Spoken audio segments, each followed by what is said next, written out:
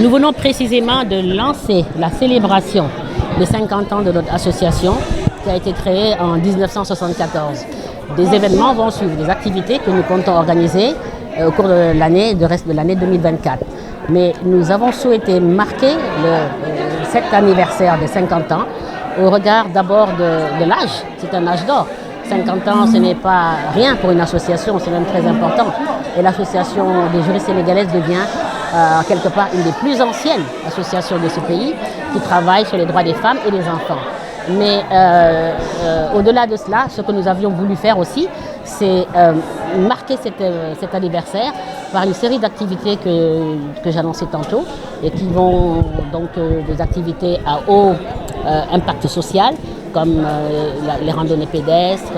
la question des dons de sang qui sont très importantes pour les femmes, mais aussi l'organisation d'un symposium scientifique, parce que nous sommes avant tout une association de juristes, un symposium scientifique qui va jeter des regards croisés sur l'avancée des droits des femmes, l'état des lieux et les perspectives. Nous comptons également célébrer toute l'équipe de parajuristes qui travaillent avec nous, qui sont nos relais communautaires et qui sont aujourd'hui au nombre de 1000, qui font un travail extraordinaire sur le terrain et qui méritent d'être salués, à qui nous voudrions rendre hommage par une journée spéciale. Et enfin, nous comptons également rendre un hommage appuyé à toutes les boutiques de droit qui sont la vitrine de l'AJS. Les boutiques, nous en avons 9 qui sont à peu près sur cette région. Et nous espérons pouvoir en avoir d'autres d'ailleurs. Et il est important qu'en célébrant les 50 ans, les boutiques soient également associées et que nous allions travailler avec elles et les autorités locales sur les questions de droits des femmes qui les interpellent au quotidien. Le thème général de notre célébration, c'est justement environnement et sécurité, 2 défis majeurs pour les femmes et les enfants. Pourquoi? Parce que nous sommes à une époque où justement les questions environnementales et les questions de sécurité sont des questions de l'heure. Et je pense qu'il est temps que l'AJS se penche sur ces questions, vues sous l'angle du genre, c'est-à-dire leur impact sur les femmes et les filles. Et c'est une réflexion à mener et nous comptons la faire au cours de ces 50 ans. Les boutiques de droit sont des centres d'accueil, d'écoute, de conseil et de proximité pour les populations. Les boutiques permettent d'accueillir les victimes de violences, mais également toute personne, homme ou femme, qui souhaite avoir des conseils juridiques qui sont gratuits, parce que les conseils sont gratuits, de sorte que n'ayant pas la possibilité d'aller peut-être devant des conseils juridiques payants ou des structures payantes, elles puissent au moins avoir la satisfaction de voir leurs problèmes résolus quand elles se présentent aux boutiques. Que ce soit des questions juridiques de droit de la famille, de droit du travail, de droit fiscal ou tout simplement des questions de violence. Et ce sont les questions d'ailleurs les plus nombreuses. Que nous continuions à travailler ensemble comme nous l'avons toujours fait avec le gouvernement précédent depuis le président Senghor, parce que, encore une fois, une association qui a 50 ans était donc là à l'époque du président Senghor, en passant par le président Abdou Diouf, le président Abdoulaye Wade, le président Macky Sall et aujourd'hui les nouvelles autorités, le président Bassirou Diomaye Diakhar Faye. Nous comptons vraiment travailler avec eux parce que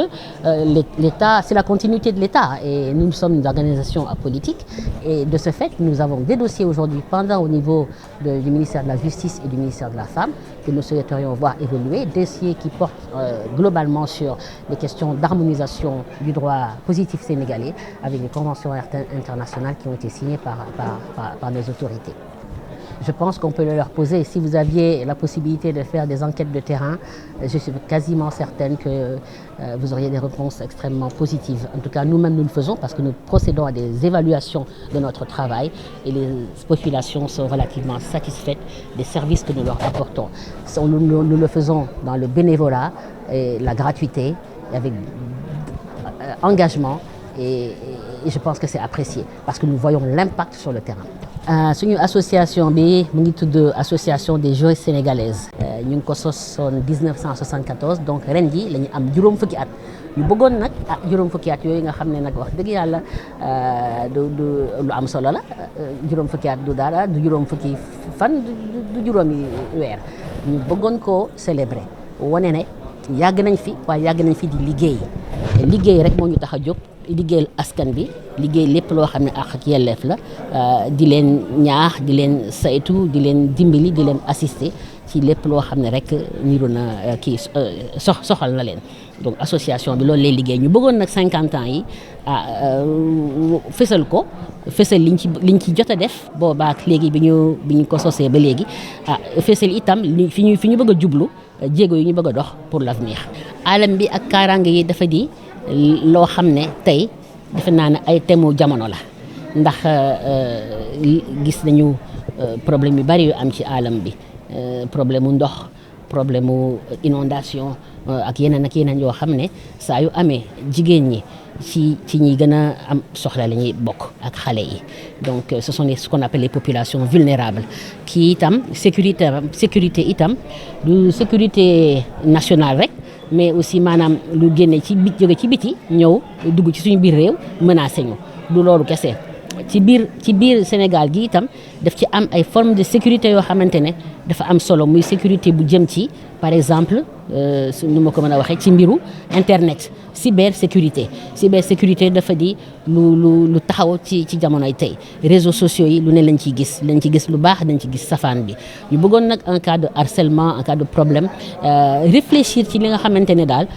ay matukaay lay doon wala ay textes yu ñu mën a jël pour xool ba xam ni ñu mën a aaree xale yi parce que surtout xale yi ak jigéen ñi ñoo ci gën a exposé ci biir internet ak cyber criminalité bi xool ba xam ni ñu koy saytoo question yi ak ñu ko mën a saafara. defe naa ne day AJS bu dul association bi ñu gën a xam ci Sénégal bokk na ci yi askan wi gën a ràññee wax dëgg yàlla ndax dañoo am nag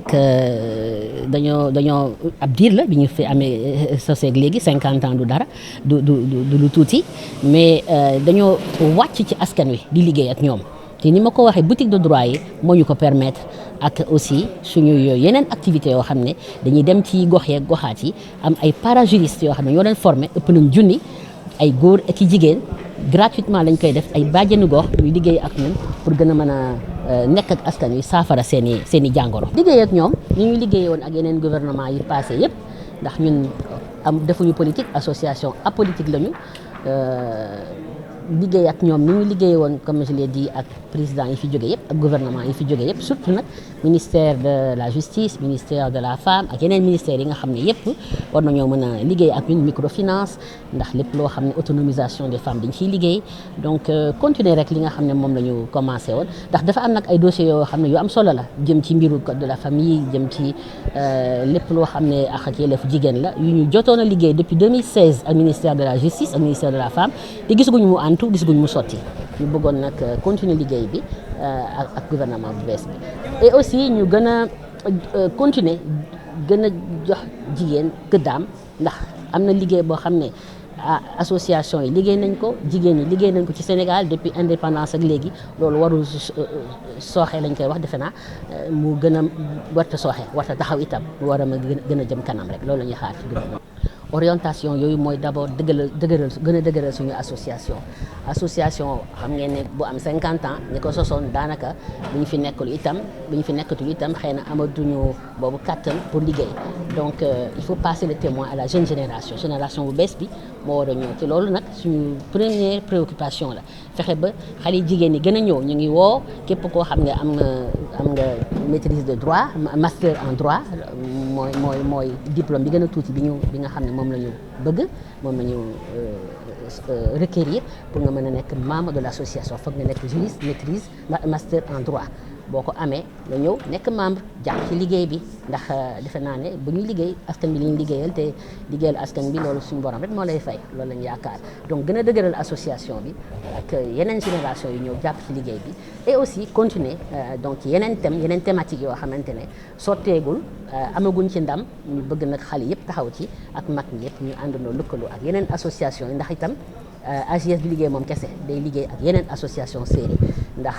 la kenn mën ñaara ko dàq boutique de droit yi tey ñoom ñooy liggéey ak population yi gis nga parajuristes yi ma doon wax sànq ñoom daanaka ñooy référé kaay yu ci bari ci boutique de droit yi bu amee cas de viol bu amee cas d'inceste bu amee cas de pédophilie bu amee itam koo xam ne dafa amul kayit xamul njëriñu état civil nga sa doom juddu déclaré woo ko xaar ba mu war a dugg école wala mu war a def examen du am kayit ñu génne ko ci examen bi intérêt état civil lépp loo xam ne itam boo nekkee ca jafe-jafe ci sa biir sëy nga ñëw ñu seet ñu ciy jàppe jàpp bi nag du tasee ba de dañuy seet nu ñu mën a arranger nu ñu mën a defaree nu ñu leen mën a conseiller ba ngeen àndaat juboo waaw violence yi parce que violence moom loolu moom kenn mënu koo tolérer parce que violence dafa bari ay formes violence dóor violence saaga violence xas violence métital la violence bañ laa jox dépense loolu yëpp ay violence la ku ñëw nag diis ñu ko ñu expliquer la li nga ci mën a li nga ci mën a taxawee koo xam ne aussi xëy na peut-être dafa am problème ak employeur am fa muy liggéeyee contrat de travail am ñu expliquer ko fu mu mën a jaar wala ki ko loué këram indi ko ay jafe-jafe donc façon conseil yëpp daal la ñu mën a indil population yi te ñu ngi ci am defe naa satisfaction parce que ñu ngi ñëw ak doole ci biir boutique yi